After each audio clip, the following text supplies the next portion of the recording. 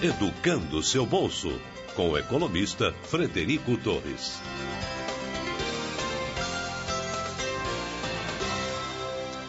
Frederico Torres, bom dia, bem-vindo mais uma vez ao nosso Em Boa Companhia. Bom dia, Mir. Bom dia, Pedro. Bom dia, ouvinte aí. Estamos aí mais uma vez aí para tentar ajudar o pessoal. E hoje você vai comentar sobre a elevação dessa taxa de juro do crédito imobiliário. Sim, que senhor. Está botando muita gente de cabelo em pé. De novo, já né, Fred? É uma dificuldade muito grande para a pessoa adquirir a sua casa própria. Eu acho um prazo extremamente longo, é quase que uma vida você adquirir uma casa própria. Acho que é quase que uma vida para você saudar. O que acontece é que... O que acontece, desculpa. Explica isso para nós aí, Frederico, quais as consequências disso aí, como é que fica agora quem faz aquelas continhas que você faz, aquelas simulações, ajuda aí quem está pretendendo comprar a sua casa própria agora com esse juro imobiliário mais alto. Então vamos lá, você que está escutando a gente aí agora, como o Pedro falou, subiu de novo os juros do crédito imobiliário. A gente está citando aqui os juros da Caixa, que é a principal instituição financeira que trabalha com essa modalidade no país. Mas todos os outros bancos depois seguem aí isso aí, depois não é? Os outros bancos, exatamente, seguem. Né? A Caixa aumenta e aí os outros bancos vão lá e aumentam também, porque a Caixa é referência do mercado. E até onde a gente sabe, a Caixa ainda tem taxas, mesmo quando aumenta, costumam ser um pouco mais baixas do que as dos demais, tá? Então, o Pedro falou aí, começo do ano, janeiro, Pedro está acompanhando o mercado imobiliário, então no começo do ano, em janeiro... O Pedro está muito exigente. Eu falei com ele, compra um apartamento menor, mas ele já quer uma cobertura com 4 quartos, compra menor. 3 vagas na garagem, né? Já quer 3 vagas. Mas, amigo, ele já está prevendo aí o menino dele, quando nascer, já comprar o carro para o menino colocar na garagem. Mas onde que eu vou colocar ali a minha limusine, o meu Camaro, né, o meu Rolls Royce? Isso. Onde é que ele vai receber o Rei Cônigo para fazer a hora dançante dele? Vai fazer pro garoto também. Tem que ter um salão de festas imponente, né, o prédio que eu quero... Então, falar nisso é muito interessante, tem nada a ver com o que nós vamos comentar, mas é interessante a gente falar sobre isso. As construtoras, as incorporadoras, elas anunciam hoje a venda de seus imóveis e mostram muito mais a área de recreação, academia, salão de festa, piscina. Piscina. O teu apartamento mesmo não mostra nada. Apartamento. É muito interessante isso, chama atenção. Você não vai viver no seu apartamento, você vai viver na área de recreação. Viver na rua. Viver na rua. Então, desculpa, Fred. não, que isso. Em janeiro aumentou e agora em abril aumentou novamente a taxa de juros que acompanha aí a tal da Selic, né, que é aquela taxa lá do governo. Então os bancos vêm acompanhar aquilo depois que o governo aumenta, eles repassam. É o famoso repasse de preços, só que agora para os bancos é nas taxas. Então, se citar aqui que há taxas diferentes, o primeiro ponto é que aumentou, mais uma vez. O segundo ponto é que há taxas diferentes dependendo do perfil do cliente. Tá? Então tem uma taxa que eles chamam de balcão, que subiu de 9,15% ao ano para 9,45%. O que é essa taxa balcão? É a taxa para quem chega lá no balcão e não tem relacionamento nenhum com o banco. Não tem uma conta. Não tem uma conta corrente, não recebe salário pelo banco e essas coisas. Então essa costuma ser a taxa mais cara. Tá? Para quem tem relacionamento com a Caixa e recebe o salário pelo banco, os juros subiram também de 9 para 9,30. Ou seja, 9,30 contra 9,45 no balcão. E para quem é servidor público e tem conta na instituição, aí as taxas são um pouquinho mais baixas, mas mesmo assim subiram. Ela saiu de 8,70 para 9. Então a mais barata é 9, isso é ao ano, tá, gente? E a mais cara, 9,45, tá? Outra mudança também que houve é a redução da cota máxima de financiamento. Ela passou de 90% para 80% do valor do imóvel. Ou seja, se você vai financiar um imóvel de R$500 mil, antigamente o banco financiava 450 mil, você tinha que colocar do seu bolso 50 mil, né, uma entrada de 50 mil, e os outros 450 a Caixa financiava. Não existe financiamento 100%? Não. Não, eles geralmente pedem para você colocar uma parte do seu dinheiro de maneira que o cliente se comprometa mais com o pagamento das prestações. Se ele não coloca nada, é mais fácil ele pular do barco daqui a 2, 3 meses, quando a situação mudar, se porventura ele, né, tem um infortúnio, perde um emprego. Apesar de que essa modalidade aqui tem um seguro também, que você acaba tendo que contratar também. Tá? Já está incluído aí nesse aumento. Já está incluído nesse aumento, exatamente. As taxas têm que ser, aquelas a gente já falou aqui também, né, Amir, que é o custo efetivo total, que inclui taxas de juros, quaisquer custos relacionados à contratação da operação. Se você tem que fazer, por exemplo, uma tarifa de abertura de cadastro, se o banco tem que fazer uma avaliação do cliente, te pede uma taxa para avaliar o seu risco, todas essas taxas, mais a taxa de juros, mais o seguro, eles empacotam tudo em uma sigla que se chama CET, custo efetivo total. Então o ouvinte que está aí atento e no mercado também querendo tomar um financiamento imobiliário, é a essa sigla, CET, né, CET, que ele tem que ficar atento. Se ele quiser comparar um banco com outro, basta ele pedir o custo efetivo total no banco A versus o banco B, ele vai saber qual dos dois é mais em conta aí para ele contratar, tá? Então, agora o banco financiava 450 mil do imóvel de 500 e agora já não financia mais os mesmos 450 mil. Ele só financia agora 80%, ou seja, 400 mil. O que significa isso para o nosso ouvinte também? Aumentou o valor da entrada que ele vai precisar desembolsar se quiser financiar um imóvel. Está de olho naquele imóvel de 500 mil? Bom, aumentou a taxa. Primeira notícia ruim para você. 2, aumentou a entrada necessária. Você tem 30, 40, 50 mil? Antes dava. Agora não dá mais. Você vai ter que economizar outros 50 mil para juntar 100 e dar uma entrada maior, né, para fazer a aquisição do seu veículo. Desculpa, do seu imóvel, perdão. Ô Fred, aí, por exemplo, eu quero comprar esse imóvel aí de 500 mil. Então, eu juntei 100 mil reais para dar de entrada. Eu vou ter que financiar com o banco, no caso aí com a Caixa Econômica, por exemplo, 400 mil reais. Isso. Ao longo de quantos anos? Vai depender do tanto que eu quero pagar de parcela. O que eu recomendo é você, como o Amir estava falando aqui no começo, o que eu recomendo é que você faça o financiamento mais curto possível. Quanto mais curto o financiamento, menos juros você vai pagar ao longo de toda a vida da operação. Só que as pessoas, elas tendem a fazer justamente o contrário do que eu estou falando aqui. Eles tendem a esticar esse prazo de financiamento o máximo possível. 30 anos? 30, exatamente. É o máximo? Não, tem 35 também. Tá? Mas não é para qualquer situação. O mais comum ainda é 30 anos. Tá? Por que eles fazem isso, Pedro? É para diminuir o valor da prestação. Então você estica, né, o prazo e com isso você consegue reduzir um pouco o valor da prestação. A redução não é exatamente proporcional e você acaba, quanto mais longo é o seu financiamento, mais juros você paga. Eu vou até aproveitar a sua pergunta para dar um exemplo que eu trouxe aqui.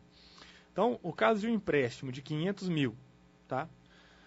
Com prazo de pagamento de 30 anos, por exemplo, que é o caso mais comum, a prestação mensal, que antes era de R$ 3.937, ela sobe com esse novo aumento da taxa de juros para R$ 4.066. Imagina pagar isso por mês, gente, no financiamento. É muito caro. De 3.930. Que isso? É muita grana. Não ser que você ganhe, sei lá, né? 50 mil por mês. Não tem muita gente ganhando 50 mil por mês aí não, viu, Pedro Henrique? Pois é, gente. O que é isso? Não é possível. 3 mil... Então, vamos lá. A prestação de 3.937 sobe para R$ 4.066. 130 e poucos reais de aumento por mês nos juros. Não parece muito, né? Mas para uma prestação que já é de quase R$ 4.000, né, qualquer cento e pouco já Já ajuda. Já ajuda. E no final de 30 anos, isso daí vai ser uma quantia considerável. Aí, então, excelente. O Pedro está sempre com as perguntas boas aí na ponta da língua. Exatamente essa era a próxima informação que eu ia passar aí.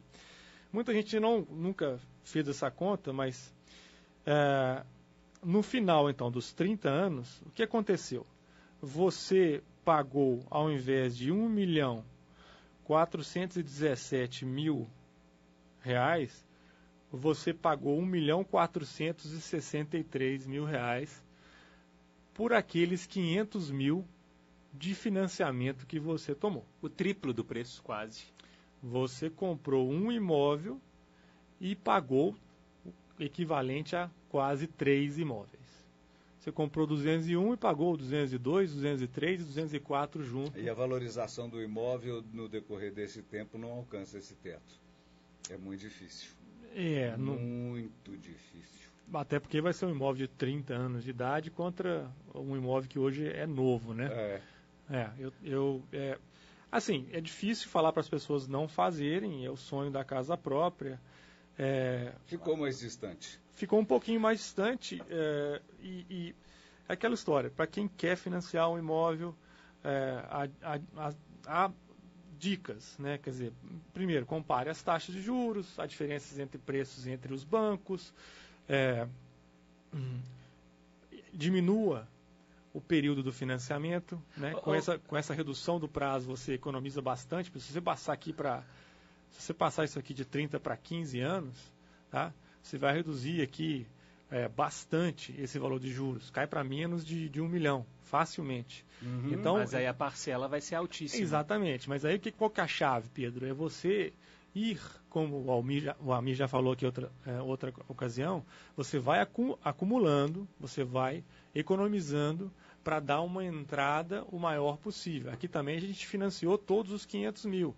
Se você, ao invés dos 500 mil, tivesse financiado 300, 250, né, esse valor pago ao final das contas, ele cairia bastante também. Então, uma grande entrada, uma boa pesquisa de preços, né, um prazo de financiamento, se tiver que fazer bem mais curto, já te economizam uma boa grana. Sabe o que eu me lembrei aqui?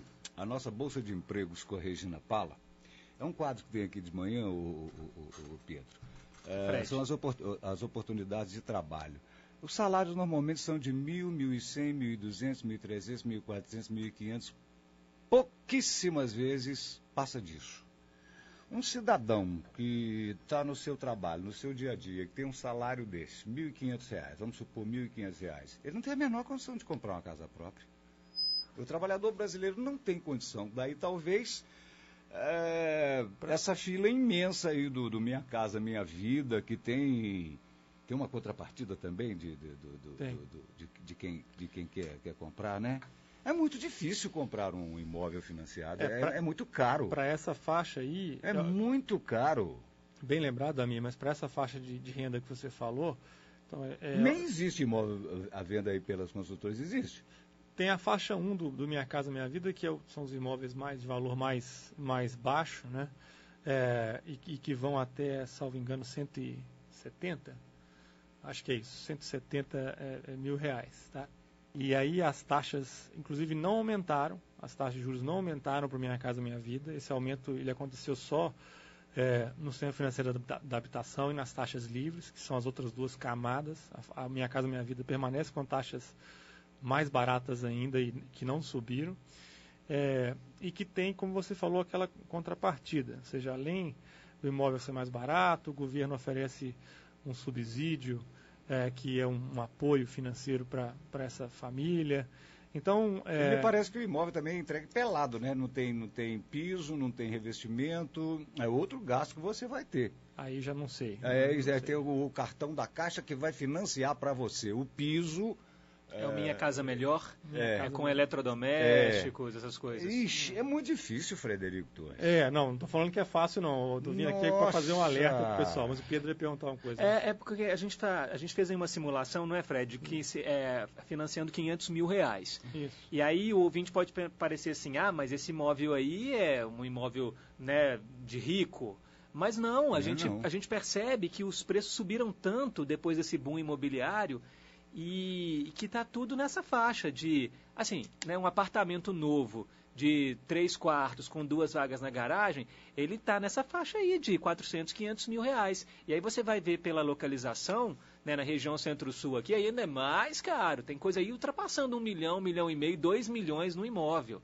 Imóveis pequenos, né? Os tudo... cômodos são pequenos, não comportam lá muita coisa de decoração, muito móvel, muita coisa não. Tem um ouvinte no ar, eu acho que tem um ouvinte aí querendo saber alguma coisa. O Frederico Torres, vamos lá. Alô? Alô, meu Valdivino. Bom dia, Valdivino, tá bom? Bom dia, tudo bem? Tudo eu bem? Só queria dizer para você o seguinte, isso que o doutor falou aí de prestação de 170, no mercado, quando você chega na caixa e vai ver, não existe não, viu? É mesmo, é? Experiência própria? Me desculpe de discordar de você, mas eu tenho experiência própria porque o meu filho comprou um imóvel o ano passado, lutou pra caramba e ele teve que dar um imóvel de 130, entendeu? Ele teve que comprar, esperar o imóvel sair pela construtora, ir na caixa, aprontar a papelada, dar 30 mil de entrada e a prestação desse imóvel de 130 em Sarzedo, pra você ter uma ideia. Lá em Sarzedo, entendeu? Esse imóvel de 130, ele teve que dar de entrada 30 mil. E sabe quanto é a prestação inicial? 715, só que ela é decrescente. Como ele está pagando, antes de receber o imóvel, ele já estava pagando. Ele está agora com a prestação de 680 e pouco, está entendendo? Ela é decrescente, ele financiou em 10 anos. Ele comprou na planta? 10 anos. Comprou na planta. Imagina para você ver que eu ainda falei, como que é que o salário dele tinha que atingir uma faixa de R$2.000. Sim. O dele deu porque ele trabalha na Copasa, entendeu? Então o resultado, eu falei, como que um trabalhador comum, que ele ganha aí um salário e meio, 2 salários, ele vai juntar uma grana dessa, 30 mil, depois pagar a taxa em cartório, não sei de quê, fora as taxas que tem, registro, cartório e tudo. Tem um monte de coisa que vai nisso aí, né? Tem um monte de coisa. Depois o Fernando falou comigo, pai, eu juntando tudo foi 50 mil, os 30 e mais essas outras coisas, 50 mil. Então eu acho que o governo é tudo demagogo e demagogia. Quando vem na televisão falar que minha casa, minha vida, isso é papo furado, amigo. Por isso nós temos essa razão aí incrédula de manifestações aí, de pessoas querendo casa, apesar que eu discordo que ninguém é obrigado, o governo não é obrigado a dar casa para ninguém, não. Eu concordo com você. Entendeu? Eu vim da roça... O governo tem que oferecer oportunidade de trabalho, de crescimento para o trabalhor, boa saúde, né? Eu vim da roça de chinelo e, graças a Deus, eu consegui as minhas coisas, criei meus filhos sem invadir coisa de ninguém. E outra coisa que eu acho muito discordante, se você compra um imóvel, tem dinheiro para comprar e não quer construir, vai esperar valorizar, é um problema que você trabalhou e adquiriu dinheiro para investir. Isso. O camarada não pode chegar lá só porque seu imóvel está lá, sua casa, o seu lote, ele pegar e invadir porque você não construiu, você não ganhou de graça, está pagando os impostos. Então, o que eu digo é isso, olha, não vai nessa de achar que chegar lá na caixa, que você ganha 2 salários, coisa e tal, e não precisa entrada, e vai pagar 100 e poucos reais por mês, que não existe. A coisa não é bem clara, né, Valdivino? Não, é muita mentira atrás disso, entendeu? Você tem que chegar lá na Caixa Econômica, você apresentar tanto documento como se você fosse um empresário, entendeu? É só isso. Então, resultado... O que eu quero dizer com isso, no Brasil, nós não temos um programa de habitação viável para quem ganha salário mínimo ou 2, porque na hora H, porque senão esse pessoal, ninguém estava fazendo manifestação aí e fazendo essas greves não. Você está certo. Ok? Você está certo. Obrigado. Concordo com você. Eu que te agradeço, Valdivino. Liga quando quiser, viu? Tá ok, obrigado. Um grande abraço. Tchau. Tchau.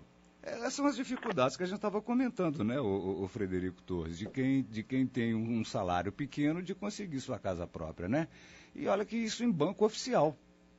Eu acho que ele comentou algumas coisas aí que vale a pena mencionar, que é, por exemplo, os custos.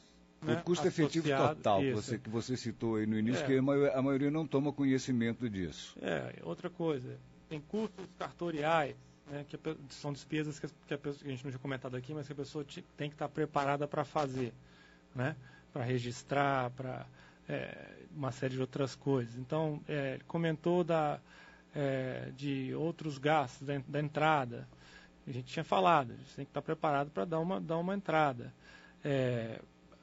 Falou uma coisa também, que o filho dele parece que financiou em 10 anos. 10 ou seja, anos. É um prazo mais curto do que o que a gente está falando aqui. Por isso, talvez a prestação dele um pouco mais alta. Prestações decrescentes. Agora está em R$670 que ele falou. Mesmo assim, é alto para quem ganha. Quem ganha R$1.800? Quem ganha R$2.000, vamos dizer. Paga 670. É complicado. Como é que você vai se alimentar? Como é que você vai dar a educação a seu filho? Como é que você vai se vestir? Como é que você vai comprar? Gente, eu acho, me perdoa aqui, Fred, eu acho que o Valdivino falou muito bem aqui. Não existe, na minha opinião, tá? Pode discordar, tudo bem. Você tem a sua opinião, eu tenho a minha. Democraticamente a gente conversa sobre isso. Mas eu acho que no Brasil não existe uma política de habitação para o trabalhador. Minha opinião. Acho que concordo com o Valdivino que venha aquele anúncio maravilhoso, contrata-se uma bela de uma agência publicitária e monta-se um esquema maravilhoso para pescar esse pobre coitado aí que muitas vezes entrega o seu imóvel. Faz feirão da casa própria. Muitas vezes entrega o seu imóvel. Não aguenta pagar. Não aguenta pagar. Infelizmente, a verdade, é a minha opinião, tá? É a minha opinião. Prossiga lá, Fred. Não, era isso. Ele falou de uma coisa importante aí também, que é a história da prestação decrescente, né? Que se chama de SAC, né? Sistema de amortização constante. Você amortiza sempre o mesmo valor, mas os juros vão caindo. Isso é tal da prestação decrescente. Existe um outro sistema, que é uma prestação constante ao longo de toda a operação, mas que eu não recomendo. Eu recomendo justamente essa que o filho do Valdivino optou, que é a prestação decrescente, que é melhor. Você está amortizando mais cedo, né, a sua dívida e reduzindo o montante total de juros gastos. Diga, Pedro. Fred, é porque essa questão de hoje aqui do programa, ela nos remete a programas passados, a gente já comentou muito isso daqui. Com esses juros altos para financiar, muitas pessoas ainda preferem alugar, ao invés de comprar um imóvel. Até porque é difícil pagar essa prestação por 30 anos. E aí, se eu alugo, Agora, a minha dúvida é, né, com o seu know-how, o seu conhecimento nesse meio econômico, agora que a taxa subiu novamente, os aluguéis também tendem a subir? Boa pergunta, Pedrico. Os aluguéis estão subindo todo ano, né? Eles são reajustados pela inflação do aluguel, que é o IGPM, mas o IGPM acumulado nos últimos 12 meses, por exemplo, foi de, eu acho que 6 ou 7, salvo engano, agora, fim de abril. Então, os aluguéis eles não estão acompanhando tanto assim o que foi a valorização imobiliária até o começo de 2013, especificamente. Então, eu, assim, continuo achando que vale a pena morar de aluguel. Eu moro de aluguel, eu tenho dinheiro para comprar o imóvel. E assim como você, eu conheço um monte de gente, Fred. Eu tenho dinheiro para comprar o imóvel no qual eu resido e eu fiz as contas, como vocês viram aqui hoje. Eu não acho que vale a pena pagar ou deixar de ter o rendimento financeiro, né? Quer dizer, porque meu dinheiro está aplicado, obviamente, para deixar de pagar o aluguel. Então, eu vou continuar fazendo essas contas. Na hora que o aluguel encarecer demais, o rendimento financeiro diminuir demais e as duas coisas mudarem, quer dizer, essas curvas elas cruzam, aí eu posso novamente, quer dizer, voltar a ter a minha casa própria, né? Hoje eu moro de aluguel, então, mas isso é para mim, cada um tem que fazer a sua própria conta. O que muda essa perspectiva seria a valorização imobiliária, né? Quem comprou, por exemplo, em 2006, 2007, né? Comprou por 250 alguma coisa que hoje está no mercado a 750, quer dizer, um triplo, ou às vezes até mais do que isso. Foi um período onde realmente os imóveis encareceram de uma forma sem precedentes, né? Desde que há muito tempo estou no mercado, nunca tinha visto isso. Eu acho que isso não se repete, pelo menos não tão cedo, né? O que a gente está vendo aí são preços que estão cada vez mais baixos, né? Estão começando a variar para terreno negativo. As promoções das construtoras, como o Ami citou aqui, quer dizer, o Pedro de vez em quando lê aqui as notícias, a inflação do imóvel, etc., vocês vão ver ainda durante alguns meses esses preços caírem talvez um pouco mais. Tá? Então, a minha opinião é que morar de aluguel ainda está mais em conta hoje do que adquirir o próprio imóvel. Agora, essa não é uma decisão só financeira, ela é emocional. Às vezes o marido ou a esposa e os filhos querem ter aquele vínculo concreto com uma coisa que eles chamam de dele, que eles sabem que é duradoura, eles não querem ter o risco do aluguel não ser renovado daqui a 3 anos, tem que fazer uma mudança. Então, cada família que tem condição de entender o que é melhor para eles, mas financeiramente é isso. Muito bem.